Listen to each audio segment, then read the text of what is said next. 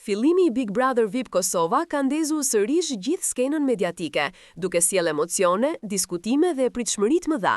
Që në minutat e para të startimit, fansat kanë nisur të komentojnë me entuziazëm dhe të kërkojnë surprizat mëdha nga produksioni. Mes shumë emrave që qarkullojnë në rrjet, ai që përmendet më shpesh është Gjisti, një prej personazheve më të ndjekur dhe më të diskutuar të momentit. Nëpër komente, shumë ndjekës janë shprehur të bindur ose të paktën plot shpresë se Gjisti mund të jetë surpriza e madhe e këtij sezoni. Disa madje kanë qenë të gatshëm të vënë bast se ai do të shfaqet mes banorëve të tjerë, duke krijuar një bujë akoma më të madhe.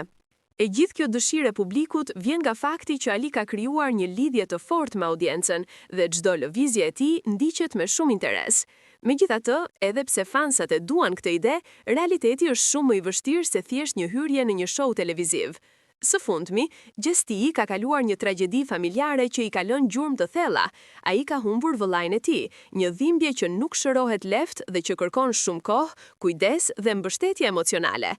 Në këto rrethana, të mendosh për një pjesëmarrje në Big Brother VIP është gati e pamundur. Ky program kërkon energji, stabilitet emocional, qetësi shpirtërore dhe gatishmëri për t'u ekspozuar para publikut 24 orë në 24. Dhe këto, në këtë moment të jetës së tij, janë gjëra që Gjestit thjesht nuk mund t'i kërkohen. Publiku ka qenë i mrekullueshëm në mbështetjen e tyre dhe në fjalët e mira që i drejtojnë çdo ditë. Dashuria që ai merr nga fansat është e jashtëzakonshme dhe kjo tregon sa shumë e duan dhe e vlerësojnë. Por sërish, duhet kuptuar se nganjëherë njeriu ka nevojë të tërhiqet pak, të shërohet dhe të përqendrohet tek vetja dhe familja. Ka shumë njerëz që thonë se një hyrje në BBVK do t'i jepte Gjestit energji të re, ose do ta largonte mendjen nga dhimbja, por e vërteta është se dhimbjet e mëdha nuk menaxhohen në kamera. Të qenit në një mjedis kaq të ekspozuar mund ta rëndojë edhe më shumë gjendjen e tij emocionale, dhe kjo nuk është çfarë ai ka nevojë tani.